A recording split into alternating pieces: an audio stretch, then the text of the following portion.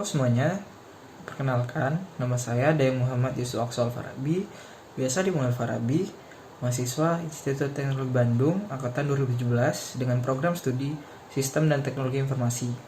Nah, kali ini saya akan menjelaskan kepada kalian semuanya dimanapun kalian berada uh, terkait arsitektur enterprise dan cara membuatnya dengan menggunakan TOGAF. Oke, langsung saja. Jadi tanpa basa-basi lagi, jadi ini adalah diagram TOGAF. Jadi nanti kita akan berpacu, istilahnya mengacu pada siklus ini. Jadi dilihat ini adalah bentuknya siklus ya, jadi bukan fase-fase. Sebenarnya fase cuman ada siklusnya seperti itu. Oke, bisa dilihat ada beberapa fase, ada preliminary, ada fase A, fase B, fase C, fase D, fase E, fase F, fase G, fase H. Oke, kita akan membahas satu-satu. Oke, untuk yang pertama fase preliminary. Sebenarnya tujuan dari fase preliminary ini apa sih? Yaitu menentukan kapabilitas arsitektur yang diinginkan, dan kedua adalah memberikan kapabilitas dari arsitektur yang awal. Jadi untuk langkah-langkahnya, yang pertama itu adalah menentukan cakupan organisasi yang terdampak. Jadi kita identifikasi itu cakupan organisasi yang terdampak itu seperti mana. Lalu kita mengkonfirmasi governance dan framework pendukung. Lalu kita mendefinisikan dan mendirikan tim arsitektur enterprise untuk pengerjaan ini. Arsitektur enterprise, jadi kita mengidentifikasikan dan memberikan prinsip-prinsip arsitektur. Gitu. Jadi kita cari nih, kita identifikasi prinsip arsitektur yang mana yang dipegang dari arsitektur ini sendiri. Lalu kita menyesuaikan framework yang dipakai. Jadi kan kita sekarang memakai TOGAF, jadi kita menyesuaikan framework yang dipakai. Nah, maksudnya di sini adalah kita menyesuaikan TOGAF-nya gitu. Apakah memang kalau misalkan di perusahaan ini sudah melakukan beberapa fase-fase yang sudah ada di sini, ya kita nggak usah melakukan fase itu lagi, seperti itu. Dan yang terakhir adalah membuat strategi dan rencana implementasi untuk alat dan tekniknya, seperti itu. Itu untuk fase prelim. Nanti saya akan bahasnya ini untuk tujuan dan langkah-langkah. Nanti saya akan jelaskan lebih lanjut terkait apa aja keluaran-keluarannya gitu. Oke, lanjut ke fase A. Jadi fase A bertujuan untuk mengembangkan visi aspiratif tingkat tinggi dari arsitektur dan mendapatkan persetujuan dari stakeholder terkait pekerjaan yang dilakukan. Nah, bisa dilihat nih, fase A itu arsitektur vision, berarti ya kita memang istilahnya menentukan visi dari arsitektur ini, seperti itu. Nah, langkah-langkahnya sendiri, yang pertama itu mendirikan proyek arsitektur. Lalu yang kedua itu mengidentifikasi stakeholder beserta concernnya dan juga kebutuhan bisnis dari stakeholder tersebut. Lalu yang ketiga adalah mengkonfirmasi tujuan bisnis yang ada. Yang keempat, penggerak bisnis, mengidentifikasi penggerak bisnis dan halangan. Maksudnya ini mengkonfirmasi tujuan bisnis, penggerak bisnis, dan halangan. Lalu kita mengevaluasi kapabilitas yang ada dari perusahaan yang sekarang. Lalu kita menilai kesiapan perusahaan untuk transformasi bisnis. Jadi kita nilai ini apakah memang dari perusahaan ini cukup siap untuk melakukan transformasi bisnis. Dan yang selanjutnya adalah mendefinisikan cakupan dari proyek arsitektur ini dan mengkonfirmasi prinsip arsitektur yang tadi sudah diidentifikasi. Kemudian kita membuat visi arsitektur. Nah, ini intinya dari fase A. Itu kita mendefinisikan target arsitektur, lalu kita mengidentifikasi risiko dan mitigasinya, dan tak kalah lupa kita membuat statement of architecture work agar mengamankan persetujuan dari stakeholder. Jadi ini kayak istilahnya kayak MOU gitu lah dari stakeholder. Jadi ada yang mengspesifikasi bahwa adanya proyek arsitektur enterprise yang seperti ini, seperti itu. Oke, lanjut lagi ke fase B. Fase B di sini sebenarnya fase B, C, dan D itu adalah fase-fase di mana kita membuat atau mendefinisikan arsitekturnya. Jadi untuk yang fase B ini lebih ke arah fase arsitektur bisnisnya seperti itu. Jadi kita tujuannya yaitu identifikasi baseline, misalnya baseline ini yang sudah ada di arsitektur bisnisnya dari perusahaan, lalu kita membuat targetnya dari baseline itu, membuat target dan kita identifikasi calon komponen roadmap arsitektur dari gap baseline dan target tersebut. Jadi kita analisis kita melakukan analisis gap dari baseline dan target. Apa aja sih yang kurang, dan itu kita bisa menjadi calon komponen roadmap arsitektur. Oke, langkah-langkahnya, yang pertama memilih beberapa alat dalam melakukan identifikasi, misalnya ya beberapa alat tools atau mungkin dari diagram-diagram yang dipilih. Lalu yang kedua adalah identifikasi baseline arsitektur bisnis. Kita identifikasi arsitektur bisnis dari perusahaan ini seperti apa yang sudah berjalan, kita membuat targetnya, kemudian lalu kita melakukan analisis gap, mendefinisikan komponen kandidat yang sudah ditentukan tadi, dan kita menyelesaikan dampak yang terjadi di arsitektur. Jadi tidak hanya kita mendefinisikan dari target, namun juga kita memikirkan nih gimana caranya kita menyelesaikan dampak atau misalnya dampak yang terjadi apabila arsitektur baru ini diimplementasikan. Habis itu kita melakukan formal stakeholder review, kita review dengan stakeholder bagaimana kalau misalkan memang stakeholder menolak, ya lagi kita ulang dari awal. Lalu kita finalisasi dari arsitektur bisnis yang ada dan membuat dokumen arsitektur definition seperti itu. Nah, sebenarnya untuk dua fase yang lain kita mirip sih, kayak identifikasi tujuan dan langkah-langkahnya kita lihat. Nah, fase C ini untuk yang ke ranah sistem informasi, tujuannya mirip fase B, cuman ini ranah sistem informasi, yaitu data dan aplikasi. Langkah-langkahnya sama persis seperti B. Jadi kita untuk kalau misalnya fase C ini kan dibagi dua, data dan aplikasi. Jadi di data itu kita melakukan langkah-langkah yang ada di sini juga, dan di aplikasi pun juga sama langkah-langkahnya seperti itu. Di fase D apalagi tujuannya juga mirip fase B, tapi ini ranah teknologi, langkah-langkahnya sama persis seperti fase B. Seperti itu. Jadi setelah kita melewati itu semua fase B, C, dan D, kita sudah tahu pendefinisian dari arsitektur yang mau kita buat. Oke, fase E. Sudah fase E, market. Jadi balik lagi ya, ini fase E adalah opportunities and solution. Jadi di sini sebenarnya lebih ke arah tujuannya itu membuat roadmap arsitektur awal yang komplit. Yang tadi kan kita udah punya tuh dari roadmap arsitektur, dari bisnis, dari sistem informasi, dari data dan aplikasi, dan juga dari teknologinya. Nah, kita tujuannya itu membuat yang komplitnya dulu, tapi yang awal. Lalu kita menentukan apakah dibutuhkan pendekatan incremental dan mengidentifikasi arsitektur transisi yang diperlukan jika dibutuhkan pendekatan incremental seperti itu, dan mendefinisikan kembali building block dari solusi overall agar dipakai arsitektur tadi. Nah, untuk langkah-langkahnya, yang pertama kita lakukan adalah menentukan atribut kunci dan dari halangan bisnis untuk mengimplementasikan arsitektur target. Jadi kita mengidentifikasi atribut kuncinya apa saja dan halangannya itu untuk mengimplementasi arsitektur target ini seperti apa. Lalu kita review hasil dari fase B sampai D dan kebutuhannya bagaimana. Lalu kita memvalidasi dependensi dari tiap-tiap hasil yang sudah kita review tadi. Kita mengkonfirmasi kesiapan dan resiko kesiapan perusahaan dalam melakukan transformasi bisnis, dan juga resiko yang muncul ketika arsitektur diimplementasikan seperti itu. Oke, selanjutnya untuk membuat strategi implementasi dan strategi migrasi. Jadi kita membuat strategi untuk implementasi dan migrasi dari arsitektur lama ke arsitektur baru. Ini pembuatan awal ya.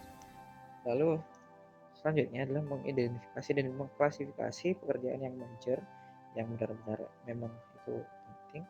Kita identifikasi dan klasifikasi, kita kayak kelompokkan gitu pekerjaan yang major gimana, dan kita mengidentifikasi arsitektur transisi jika diperlukan. Seperti tadi, kalau misalkan memang diperlukan adanya suatu arsitektur transisi yang mungkin kalau misalnya kita nggak bisa langsung gitu dari yang lama ke yang baru, dan membuat roadmap arsitektur transisi dan juga roadmap arsitektur yang lain. Selanjutnya, nah kita membuat strategi migrasi dan implementasi yang terbaru. Jadi setelah kita udah tadi membuat awal, kita membuat yang terbaru. Siapa tahu mungkin ada update seperti itu di kalangan. Oke, selanjutnya itu fase F, itu kita balik lagi untuk migration planning. Sampai ke migration planning, tujuannya yang pertama itu kita finalisasi nih roadmap arsitektur dan strategi migrasi dan implementasi yang di fase E sudah pernah dibuat awalnya, kan belum komplit. Nah, kita kompletkan di sini. Lalu kita memastikan strategi tersebut dikoordinasikan dengan pendekatan perusahaan klien. Nah, benar dong, kita menyesuaikan dari pendekatan perusahaan kliennya itu. Jadi tidak tidak membuat sendiri pendekatannya seperti apa gitu. Lalu yang ketiga, kita memastikan stakeholder dapat mengerti nilai bisnis dan cost yang dibutuhkan untuk pengerjaan arsitektur. Nah, ini penting. Kita di sini juga memastikan stakeholder bahwa mengerti nih nilai bisnis dan cost yang dibutuhkan untuk pengerjaan arsitektur. Jadi nggak hanya kita udah istilahnya kajian capek-capek dari arsitekturnya gimana kayak gimana. Nah, kita itu juga harus mengerti, maksudnya memastikan stakeholder itu mengerti gitu bahwa ini loh kalau misalkan value yang kamu dapat kalau misalkan implementasi dari arsitektur ini dan costnya ini, seperti itu. Langkah-langkahnya, yang pertama kita konfirmasi framework management untuk strategi migrasi dan implementasi. Lalu yang kedua adalah menempatkan nilai bisnis di setiap paket pekerjaan. Jadi dari paket-paket pekerjaan tadi yang kita sudah kelompokkan, kita tempatin tuh nilai bisnis yang mana. Maksudnya nilai bisnis apakah ini emang nilai bisnisnya rendah atau mungkin nilai bisnisnya tinggi, seperti itu. Lalu kita mengestimasi kebutuhan sumber daya, waktu proyek, alat dalam mendeliver arsitektur, dan juga kita membuat prioritas pekerjaan gitu. Lalu selanjutnya kita mengkonfirmasi roadmap arsitektur dan mengupdate dokumen definisi arsitektur apabila ada perubahan di fase ini. Dan terakhir kita finalisasi strategi migrasi dan implementasi. Finalisasi strategi migrasi dan implementasi sudah difinalisasi, lalu kita juga finalisasi siklus development dari arsitektur, dan kita finalisasi dokumen lesson learned di sini karena dalam fase ini dianggap sudah selesai semua tahap preparasi dari untuk implementasi. Jadi untuk fase selanjutnya tinggal implementasi saja, seperti itu. Nah, untuk fase G kita balik lagi ya. Fase G itu implementation governance. Nah, tidak hanya kita mengimplementasi tapi juga kita menggovernance dari implementasi. Oke, tujuannya adalah yang pertama memastikan kesesuaian implementasi dengan target yang telah terdefinisi dan melakukan fungsi governance arsitektur yang tepat untuk solusi yang telah terdefinisi dan permintaan perubahan arsitektur yang membutuhkan implementasi. Jadi ya kita memastikan kesesuaian implementasi dari target yang sudah kita definisikan dan melakukan fungsi pengawasan istilahnya ke arsitektur yang pengawasan yang tepat untuk arsitekturnya. Untuk apa ya istilahnya implementasi ini tuh nggak berantakan sesuai dengan definisi awal gitu. Dan mungkin kita juga mengatur dari permintaan perubahan arsitektur yang membutuhkan implementasi. Jadi kan tiba-tiba mungkin ada permintaan perubahan arsitektur, ya kita mengatur di situ. Oke, langkah-langkahnya yang pertama adalah konfirmasi cakupan dan prioritas pengerjaan. Jadi kita konfirmasi nih dari skop pengerjaan ini, kita konfirmasi dan prioritasnya juga kita konfirmasi. Nah, itu penting dalam tahap implementasi. Itu kita identifikasi sumber daya dan kemampuan deployment. Oke, selanjutnya kita mengerahkan pekerjaan deployment dari solusi seperti itu. Dan kita melakukan review kesesuaian dari arsitektur enterprise yang telah dikerjakannya. Ketika sudah dikerjakan, misalnya sudah 30%, nah kita melakukan review kesesuaian gitu dari arsitektur enterprise yang telah dikerjakan. Lalu kita mengimplementasikan operasi bisnis dan IT. Ya, kita implement lah dan melakukan review setelah implementasi dan menutup tahapan implementasi. Jadi dari fase ini kita sudah melakukan implementasi dan kita sudah melakukan namanya governance terhadap implementasi arsitekturnya seperti itu. Dan untuk fase terakhir, fase H. Nah, fase H ini adalah arsitektur change management. Nah, ketika arsitekturnya sudah terimplementasi dan itu kita juga manajemen, kita lakukan manajemen dari arsitektur yang sudah sudah diimplementasikan. Nah, tujuannya di sini adalah kita memastikan siklus hidup arsitektur terjaga, jadi jangan banyak lagi lah, dan memastikan framework governance arsitektur tetap dilaksanakan, dan juga kita memastikan kapabilitas arsitektur enterprise memenuhi kebutuhan yang sekarang. Nah, langkah-langkahnya dari fase ini adalah memberikan proses value realization. Jadi proses ini adalah kita apakah memang value-nya yang didapat itu sesuai enggak, seperti itu. Gitu. Lalu kita mendeploy alat untuk monitoring dari performansi. Kita mengelola resiko di sini dan melakukan analisis untuk manajemen perubahan arsitektur apabila memang dibutuhkan, dan membuat kebutuhan dari perubahan yang diperlukan untuk mencapai target performa. Dan tak lupa kita mengelola proses governance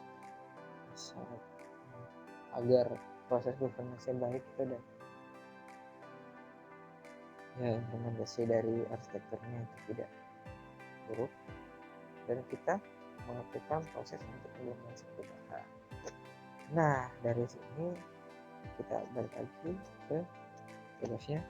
Nah, akhirnya kita sudah selesai, dan di tengah ini sebenarnya requirements management adalah ya manajemen dari requirement dari tiap fase seperti itu.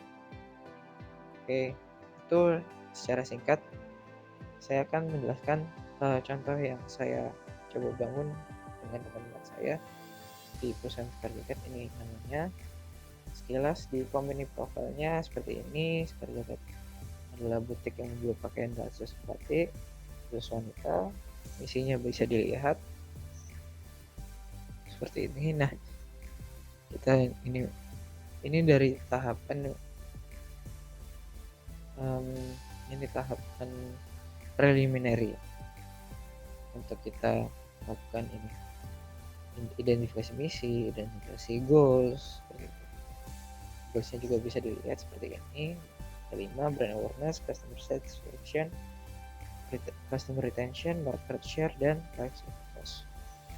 Di sini kita lihat dari organization structure dari Skarjaket yang sekarang seperti ini, ada owner dan bisa dilihat beberapa divisi yang di bawahnya. Nah, kita melakukan capability assessment. Jadi capability assessment dari Skarjaket. Oke. Jadi kita bisnis dari bisnis capability ini ada dua, yaitu dari bisnis dan IT. Jadi ini bisnis capability untuk pencarian bahan baku seperti ini ada 2 dan 4 itu menandakan yang kiri ini sebenarnya 2 itu adalah baseline, yang 4 adalah target seperti itu. Oke, lanjut untuk pencarian bahan baku dari level 2 ingin kita itu menjadi level 4. Dari untuk employee sekarang dari level 2 ke level 4 juga. Dari proses menjahit dari level 2 ke level 4. Untuk proses desain penempatan barang di toko kita itu level 3 dan inginnya menjadi level 4 untuk pendataan stok barang dari level 3 ke level 4, pemasaran dari level 4 ke level 5, penjualan ini paling baik jadi yang lain dan 5 ke 5, untuk pengiriman barang dari level 2 ke level 4, pendataan keuangan juga level 4. Nah, untuk bisnis capability ini yang ID capability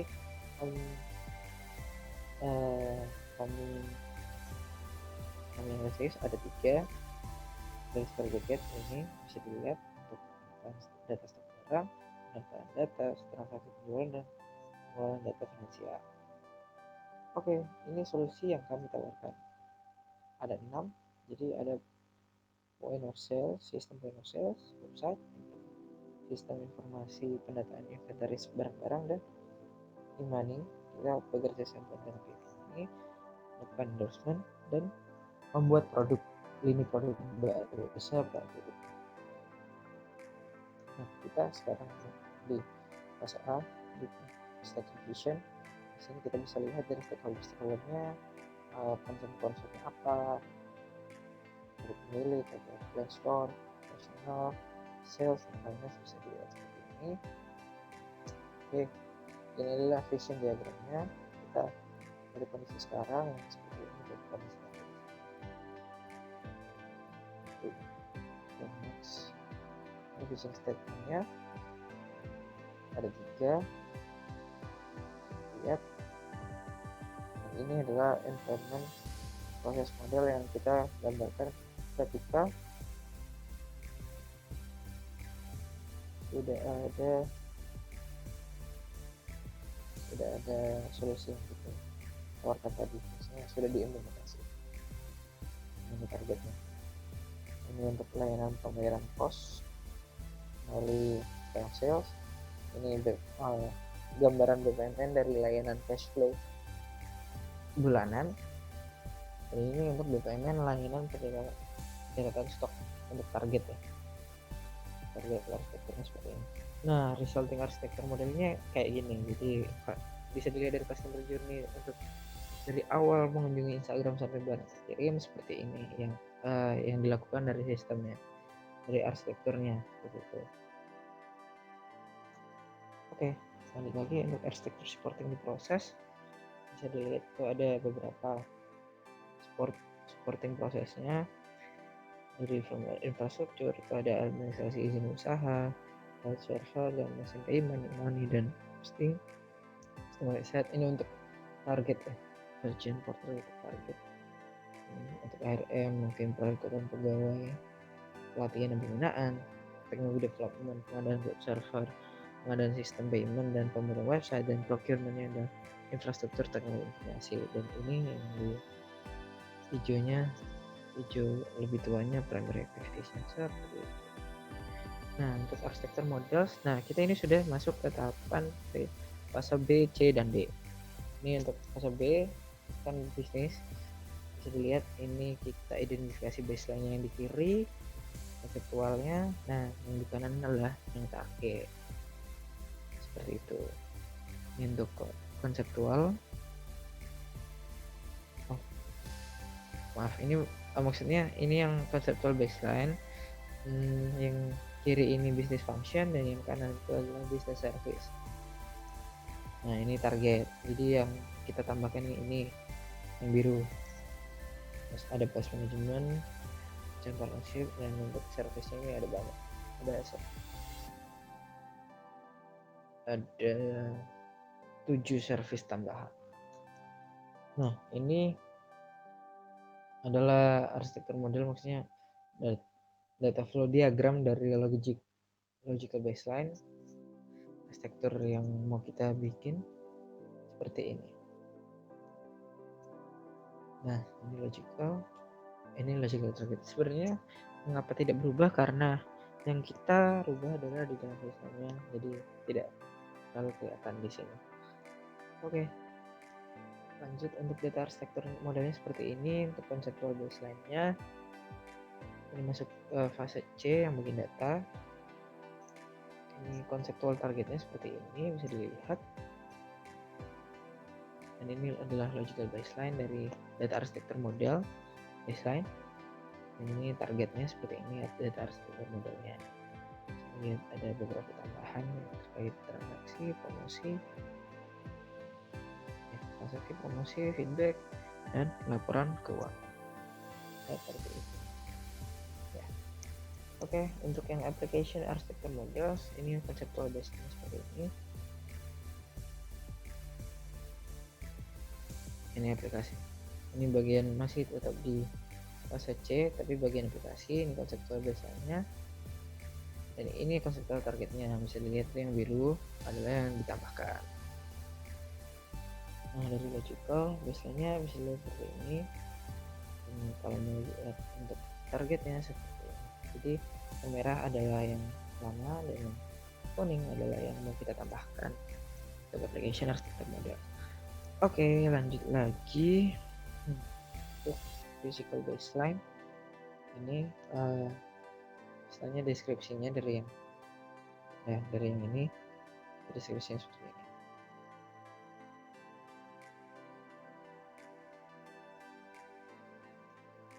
Nah, ini untuk fase D nih, teknologi, model konseptual, baseline target. Dapat dilihat dari baseline target di server, yaitu ke web server, dan lalu dari free database storage menjadi cloud database storage, dan sudah. Oke, lanjut lagi untuk teknologi arsitektur model yang logical. Dari baseline ke target, kita mengganti hardware dari awalnya dengan smartphone mengganti menjadi mesin, konsol, dan personal computer. Dan untuk logical baseline teknologi software, kan ada application certificate dan database application certificate, kita rangkum menjadi konsol application certificate. Oke, ini seperti ini adalah deskripsinya. Ini tadi diganti. Oke, ngomongnya sampai terakhir ke arsitektur roadmap-nya. Ini roadmap di develop dari fase B sampai fase D.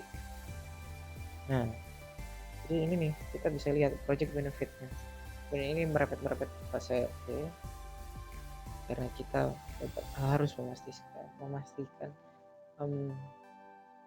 stakeholder itu paham benefitnya apa, value added-nya apa, dan cost-nya gimana. Seperti ini. Ini project benefit-nya dari Proposal sendiri ada 3, Proposal website sekarang ada 2, dan sistem inventory bahan meta ada 3. Dan ini dari tiap-tiap solusi yang kita tawarkan tadi. Itu kerjasama dengan money bisa dilihat ada 3, dan Instagram ada 2, project benefit-nya, dan produksi pantry ada 2. Nah, kita memprioritaskan nih dari proyek-proyek yang tadi itu mana sih yang high, medium, dan low. Dan kita lihat yang high itu ketika kita mengimplement sistem konsol dan website seperti apa, karena itu yang edit value yang tinggi. Medium ini masih sosial lah di editnya, dan kalau misalnya yang low ini ya kalau misalkan memang nggak butuh banget, nggak perlu gitu. Oke, ini estimated cost of migration option-nya bisa dilihat dari estimasi kasar dengan total 126.080.000 seperti ini. Dan ini adalah project list yang kita identifikasi, ada 6, dan ini adalah critical success factor dari tiap project yang ada, dari sistem cost, dari sistem website, sistem inventory bahan mentah, kerjasama dengan money, endorsement model Instagram, dan produk seperti itu. Nah, ini adalah solution building block-nya. Bisa dilihat itu ada point of sales, ada website, ada inventory, ada kerjasama dengan money, terus model Instagram, dan produk seperti yang dapat dilihat seperti itu dari baseline dan targetnya. Oke, terima kasih. Saya akan coba tunjukkan lewat ini ya. Nah, seperti ini. Untuk yang saya sudah kerjakan, lihat di sini ada fase preliminary. Jadi dokumennya itu ada 5. Itu ada organization model for enterprise architecture, business principle, goals and drivers. Habis itu ada arsitektur principle, itu ada arsitektur repository, jadi tempat penyimpanan tentang data-data arsitektur dalam pengerjaan arsitektur. Dan yang keenam adalah request for architecture works. Jadi itu dokumen resmi yang mengatakan bahwa perusahaan ini butuh arsitektur works. Oke, untuk fase A dapat dilihat ini dependensinya dari dokumen masukan dari prelim. Di fase A sendiri ada communication plan, ada capability assessment, ada architecture vision, dan statement of architecture work. Seperti itu. Dan bisa dilihat dependensi seperti ini. Untuk fase B ada architecture definition dan requirement specification. Nah, ini semua dari fase A dipakai di architecture definition, dan architecture vision dan statement of architecture work pakai di architecture requirement specification. C sama karena hanya mengulang, dan ini lebih ke arah yang untuk fase B adalah bisnis, yang fase C ini ada untuk sistem informasinya, dan fase D mirip juga untuk fase B dan fase C karena ini untuk ranah teknologi seperti itu. Dan ini coba arsitektur.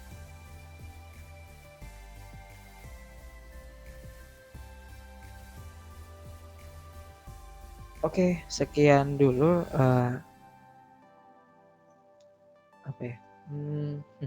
penjelasan dari saya. Kurang lebihnya mohon maaf. Assalamualaikum warahmatullahi wabarakatuh.